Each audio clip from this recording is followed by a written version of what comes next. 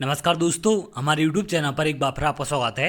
आज मैं आपके लिए मध्य प्रदेश शिक्षक वर्ग 2 संबंधी एक और इम्पोर्टेंट जानकारी लेकर आया हूं। जैसा कि आप जानते हैं, वर्ग 2 की पात्रता परीक्षा आपकी खत्म हो चुकी है।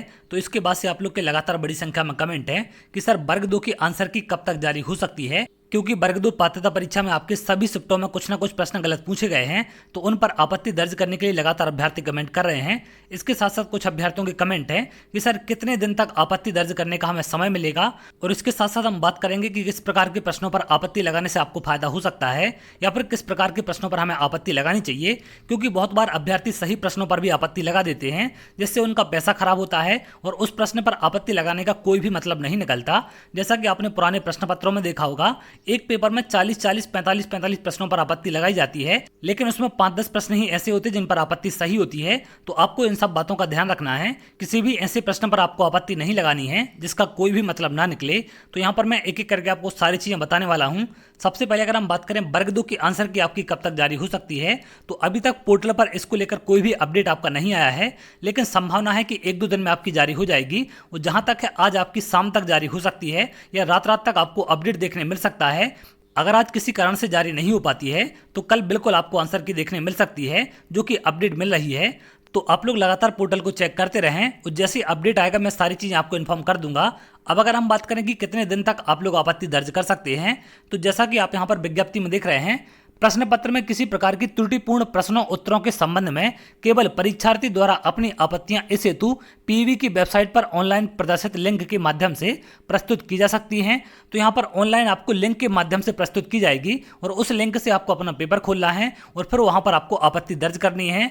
वेबसाइट पर लिंक प्रदर्शित होने के 3 दिवस तक ही ऑनलाइन आपत्तियां ली जा सकेंगी। उसके उपरांत लिंक निष्क्रिय हो जाएगी। तो 3 दिन का सिर्फ आपको समय मिलेगा। जैसे आपकी लिंक एक्टिवेट होगी तो 3 दिन के अंदर आपको आपत्ति करनी है। उसके बाद लिंक आपकी निष्क्रिय कर दी जाएगी और जैसे आप लोग की आपत्ति दर्ज होने का समय खत्म हो जाएगा, मंडल द्वारा प्रश्न पत्र में त्रुटिपूर्ण प्रश्नों के साथ साथ परीक्षार्थियों से प्राप्त अभ्यावेदनों पर विचार उपरांत मूल्यांकन हेतु अंतिम की या जो अंतिम उत्तर सूची होती है वो तैयार की जाएगी। अंतिम उत्तर के संबंध में मध्य प्रदेश कर्मचारी चयन मंडल भोपाल द्वारा लिया गया निर्णय अंतिम होगा। तो यहाँ पर दोबारा से आप लोग किसी भी प्रकार की आपत्ति नहीं कर सकते हैं। जो भी फाइनल आंसर की कर्मचारी चयन मंडल के द्वारा जारी की जाएगी वही आपकी मान्य होगी। अब अगर हम बात करें कि किस प्रकार के प्रश्न पर आपत्ति लगाने से आपको फायदा हो सकता है या फिर कैसे प्रश्नों पर आपको आपत्ति लगानी चाहिए जिससे आपका फायदा भी हो और आपका पैसा भी वहां पर खराब ना हो, तो यहाँ पर आप अगर इसमें देखें, त्रुटिपूर्ण प्रश्न, उनका निस्तीकरण एवं बदले में दिया गया अंक, परीक्षा उपरांत मंडल द्वारा अभ्यर्थियों से प्रश्न पत्र के विषय में आपत्तियां आहूत की जाती हैं। तदनुसार विषय विशेषज्ञों से प्रश्न पत्र में आपत्ति युक्त प्रश्न का परीक्षण कराया जाता है।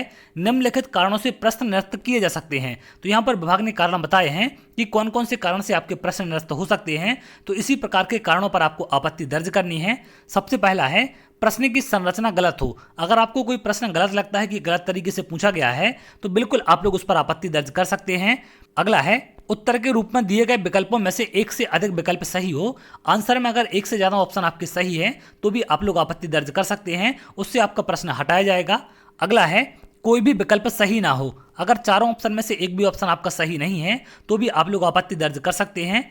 इसके साथ साथ कुछ और पॉइंट यहाँ पर हैं। यदि प्रश्न पत्र के किसी प्रश्न के अंग्रेजी एवं हिंदी अनुवाद में भिन्नता हो जिसके कारण दोनों के भिन्न भिन्न अर्थ निकलते हों और सही एक भी उत्तर प्राप्त ना होता हो, तो यहाँ पर इंग्लिश और हिंदी के ट्रांसलेशन में अगर आपको दिक्कत लगती है तो बिल्कुल आप लोग आपत्ति दर्ज कर सकते हैं। तो इसका भी आपको फायदा मिलेगा।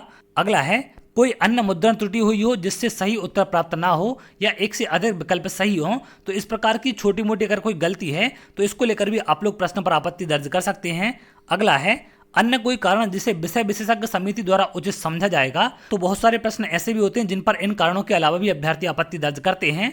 तो अगर विषय विशेषज्ञ को आपकी आपत्ति सही लगेगी तो बिल्कुल यहाँ पर उस प्रश्न को भी हटाया जाएगा। अगला है, प्रश्न पत्र विषय विशेषज्ञ समिति द्वारा की गई अनुशंसा अनुसार ऐसे नष्ट किए गए प्रश्नों के लिए सही को इस प्रश्न पत्र में उनके द्वारा अर्जित अंकों के अनुपात में मंडल अंक प्रदान करता है, भले ही उसने नष्ट किए गए प्रश्नों को हल किया हो या फिर ना किया हो। तो ये सबसे इंपॉर्टेंट बात है। अगर आपने वो प्रश्न हल किया है या फिर नहीं किया है, लेकिन उसका फायदा सभी को मिलता है। आप आपत्ति दर्ज करें या फिर ना करें, इससे कोई भी फर्क नहीं पड़ता। अगर एक भी अभ्यर्थी आपत्ति दर्ज करता है तो उसका सभी को लाभ होता है। तो इस चीज को लेकर भी आप लोग बिल्कुल भी परेशान नहीं होंगे। अगर आपने वो प्रश्न अटेम्प्ट किया है या फिर नहीं किया है तो उससे कोई भी फर्क नहीं पड़ता है। अगर वो प्रश्न आपका प्रश्न पत्र से हटाया जाएगा तो बिल्कुल उसका लाभ आपको मिलेगा। और उन प्रश्नों को हटाने के बाद आपके नंबरों की काउंटिंग की जाएगी, जिससे जितने प्रश्न आपके हटाए जाते हैं उनके आधार पर आपके नंबर वहां पर बढ़ जाते हैं। तो इस तरीके से यहाँ पर आपकी काउंटिंग की जाती है और इन कारणों के आधार पर आप लोग आपत्ति दर्ज कर सकते हैं। तो चलिए, अगर आप ऐसी जानकारी चाहते हैं तो हमारे चैनल के साथ जुड़ सकते हैं, जिससे और भी इंपॉर्टेंट अपडेट आपको मिल सके।